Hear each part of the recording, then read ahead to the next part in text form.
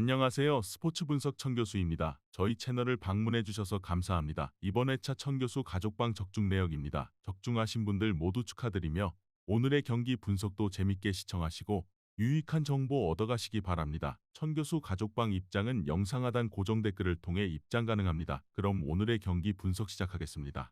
7월 29일 여자축구 올림픽 6경기 분석 시작하겠습니다. 첫 번째로 브라질 대 일본 경기 알아보겠습니다. 먼저 평가전에서는 브라질이 공격적인 3-3-1-3을 가동했는데 일본의 파이브백에 막혀서 1대1로 비긴 바 있다.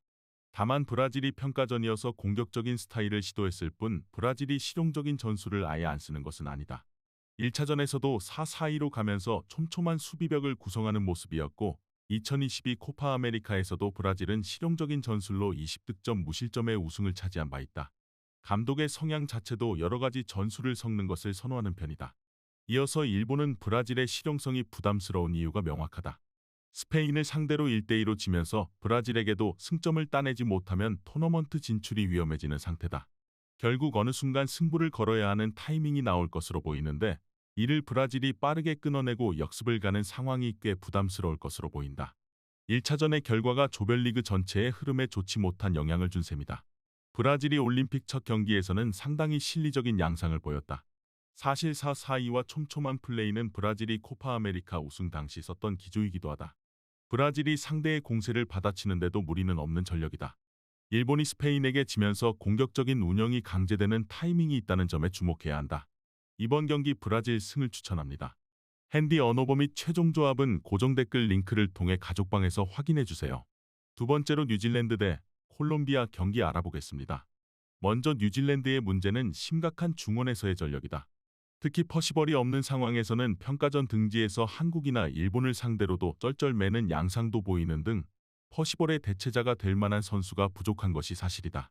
따라서 4-4-2로 가면서 최대한 신승 양상을 이어가겠다는 의지를 보였지만 캐나다가 후반에 밀어붙이자 경기 페이스를 그대로 내주고 팀적인 과부하에 상당히 허덕이는 모습도 보여주고 말았다. 이어서 의외로 콜롬비아가 4-3-3으로 가면서 공격적인 성향을 버리지 않겠다는 의지를 드러냈다.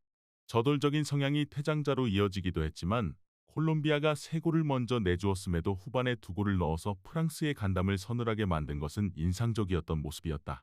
특히 3명 대 2명의 볼란치 숫자와 전체적으로 퍼시벌이 없으면 전력이 약화되는 뉴질랜드의 성향을 생각하면 콜롬비아가 경기를 주도하는 것은 충분히 가능하다고 본다. 대체적으로 뉴질랜드는 퍼시벌이 없으면 중앙에서의 장악력이나 전체적인 주도권 싸움에서 크게 밀리는 편이다. 지난 경기에서도 캐나다 상대로 크게 밀리면서 팀 전체적으로 부하가 심한 모습이었다. 콜롬비아가 프랑스를 상대로 보여준 공격적인 저돌성이 상당히 눈에 띄기도 했다. 이번 경기 콜롬비아 승을 추천합니다. 핸디 언어버 및 최종 조합은 고정 댓글 링크를 통해 가족방에서 확인해주세요. 경기 분석 잘 보고 오셨나요? 다음 경기 분석 보시기 전에 천교수 가족방 입장하시는 법 안내해드리도록 하겠습니다. 첫 번째로 영상 하단 댓글을 클릭해주세요. 두 번째로 링크를 클릭하신 후 세 번째로 채팅 참여하기 클릭하셔서 문의 주시고 답장 기다려주시면 됩니다. 남은 영상, 유익한 정보 얻어가시길 바라며 이어서 다음 경기 분석 시작하겠습니다. 세 번째로 스페인 대 나이지리아 경기 알아보겠습니다. 먼저 스페인은 선제골을 허용했지만 스페인 특유의 공격적인 축구는 강했다. 역전에 성공하면서 2대1로 승리를 거두게 됐다. 확실히 스페인이 전방에 상당히 힘을 실어주는 것 때문에 수비적인 역량에 기복이 없지는 않으나 스페인이 가진 전술적인 무브에 대한 매력은 상당하다. 특히 프랑스를 상대로도 아주 강한 전방 압박을 시도해서 상대를 올고매는 모습을 보여주기도 했다. 이는 자신들이 상대 진영에서 얻는 찬스를 더함과 동시에 상대의 역습을 위한 볼 방출도 같이 막아버리는 효과가 있다. 이어서 나이지리아는 공격에서 미드필더의 지원이 그다지 좋지 못할 가능성이 있다. 여자 월드컵이나 평가전 등지에서도 공격력으로 상대를 올가매는 스타일은 아니었던 것도 그 이유다. 오프더볼이 좋은 오쇼알라가 있지만 오쇼알라를 향해서 공을 미드필더들이 공급을 잘 해주기는 어렵다. 오쇼알라가 활약할 수 있는 환경은 전 소속팀 바르셀로나처럼 미드필더나 윙어들의 지원이 있을 때다. 롱킥으로 붙여주는 것도 오쇼알라가 헤더에 능하지는 않은 자원이라서 생각하기는 어렵다. 스페인은 높은 압박 라인으로 역습에 필요한 상대의 볼 방출을 막아내거나 추가적인 찬스를 가져가는 것에도 무리가 없는 전력이라고 할 수 있을 것 같다. 나이지리아 입장에서는 약점이 미드필더라서 스페인의 경기 플랜 A를 막아세우는 것이 상당히 어려울 가능성이 높다. 이번 경기 스페인 승을 추천합니다. 핸디 언오버 및 최종 조합은 고정 댓글 링크를 통해 가족방에서 확인해 주세요. 네 번째로 호주 대 잠비아 경기 알아보겠습니다. 먼저 호주는 독일을 상대로는 측면에서 철저하게 밀리면서 0대 3으로 졌다. 다만 호주의 선수들의 기량은 대체적으로 잠비아보다는 앞선다고 봐야 할 것. 물론 중앙 미드필더의 전개 역량에서는 다소 아쉬운 점이 있지만 카펜터가 풀백 자리에서 오버래핑을 하면서 크로스를 올리는 클래식한 유형에 도움은 줄 수 있고 포드 같은 선수들도 제외된 샘코의 자리를 채우기에는 부족함이 없다는 평가다. 이어서 잠비아의 성장세가 꽤 뚜렷하지만 역시 수비에서의 난조가 약점이다. 사실 공격진에서도 세계적인 스타라고 할 수 있는 반다가 묶이게 되면 할 수 있는 것이 거의 없다. 지난 올림픽에서도 반다가 팀이 기록한 7골 중 6골을 홀로 넣기도 했고 수비는 3경기에서 15실점을 내주기도 했다. 지난 2023 여자 월드컵에서도 결국 이 수비적인 체급에서의 차이가 조별리그 탈락의 원인이 되기도 했다. 호주가 중앙에서의 전개는 다소 약점이라고 볼 여지가 있다. 다만 측면에서 풀백이 오버래핑에서 보여주는 직선적인 플레이에 대한 신뢰도는 해줄 수 있을 것이고 잠비아는 수비가 약점인 팀으로 보는 것이 합당하다. 호주가 승리를 거두는 데는 무리가 없을 것으로 본다. 이번 경기 호주 승을 추천합니다. 핸디 언오버 및 최종 조합은 고정 댓글 링크를 통해 가족방에서 확인해 주세요. 경기 분석 잘 보고 오셨나요? 다음 경기 분석 보시기 전에 천교수 가족방 입장하시는 법 안내해 드리도록 하겠습니다. 첫 번째로 영상 하단 댓글을 클릭해 주세요. 두 번째로 링크를 클릭하신 후 세 번째로 채팅 참여하기 클릭하셔서 문의 주시고 답장 기다려 주시면 됩니다. 남은 영상 유익한 정보 얻어가시길 바라며 이어서 다음 경기 분석 시작하겠습니다. 다섯 번째로 프랑스 대 캐나다 경기 알아보겠습니다. 먼저 프랑스는 기복을 좀 줄일 필요가 있다. 지난 경기에서도 전반은 3대 0으로 마쳤지만 최종 스코어는 3대 2였다. 사실 프랑스는 경기에서 상대의 압박에 어떻게 견디느냐가 관건이다. 독일을 상대로도 상대의 전방 압박에 막혀서 결국에는 플랜 A를 구축하지 못하고 패하기도 했다. 물론 프랑스 입장에서도 수비를 상당히 공격적으로 임하는 상황이 잦고 이 플레이가 잘 풀리게 되면 지난 콜롬비아전 전반 같은 시원한 모습을 보여줄 수는 있다. 이어서 캐나다의 공격의 조타수는 플레밍이라고 할 수 있다.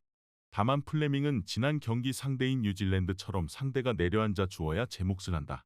특히 플레밍이 탈압박이 좋은 선수는 아니라서 상대가 강하게 압박하는 상황에서는 공을 직접 몰고 가서 전진을 하는 능력은 보여주지 못하는 편이다. 결국 프랑스가 압박 강도를 높여서 중원부터 공세를 차단하려고 할 경우에는 약한 모습을 보여줄 수 있다. 일단 프랑스가 강하게 중앙부터 압박을 들어가는 상황에서는 캐나다의 주요 자원인 플레밍의 활약이 저하될 수 있다고 보고 있다. 다만 프랑스도 자신들이 압박을 당하는 상황에서의 미스나 기초적으로 라인이 높게 형성되는 상황에서의 기복은 있는 편이다. 이번 경기 무승부를 추천합니다. 핸디 언오버 및 최종 조합은 고정 댓글 링크를 통해 가족방에서 확인해 주세요. 마지막으로 미국 대 독일 경기 알아보겠습니다. 먼저 미국은 항상 4-3-3과 공격적인 축구를 구사하는 편이다. 미국이 여자 축구에서는 세계 최강의 팀이라고 할 수도 있어서 늘 공격적인 전술을 가져가는 편이다. 다만 전체적으로 독일이 가지고 있는 장점도 강한 공격력과 측면에서의 돌격이 주요 패턴이라는 점은 감안해야 한다. 촘촘한 수비라인과 역습이라는 키워드에는 미국도 어느 정도 고생을 할 수 있을 것으로 보인다. 특히 풀백들이 비우는 배우 공간이 문제가 될 수 있다. 이어서 독일은 클래식한 4-4-2 양상의 스타일을 구축하고 있다. 중원은 대체적으로 센터백인 민게가 출전할 정도로 수비적인 역량에 집중하고 주요 공격은 양측면에서 이루어지는 편이다. 다만 브란트와 뷰리 모두 기동성과 1대1 공격에 능해서 이런 클래식한 전술로도 성적을 되게 잘 내고 있다. 특히 독일이 상당히 공격적인 엔트리를 구축한 2023 월드컵에서 부진했기 때문에 독일이 어느 정도 밸런스를 1차적으로 중시하고 있는데 공격력도 그다지 꿀리는 상태는 아니다. 미국이 공격적인 성향을 보이는 편이기는 하지만 결국 독일이 가진 능력치에 대해서도 저평가를 하기 어렵다. 오히려 4-4-2를 클래식하게 가면서 수비적인 압박과 측면 공세라는 키워드로 역습을 가는 것은 독일의 1옵션이다. 특히 측면 자원의 역량이 상당히 좋아서 미국이 철퇴를 맞는다면 승리를 장담하기는 어려워 보인다. 이번 경기 무승부를 추천합니다. 핸디 언오버 및 최종 조합은 고정 댓글 링크를 통해 가족방에서 확인해 주세요.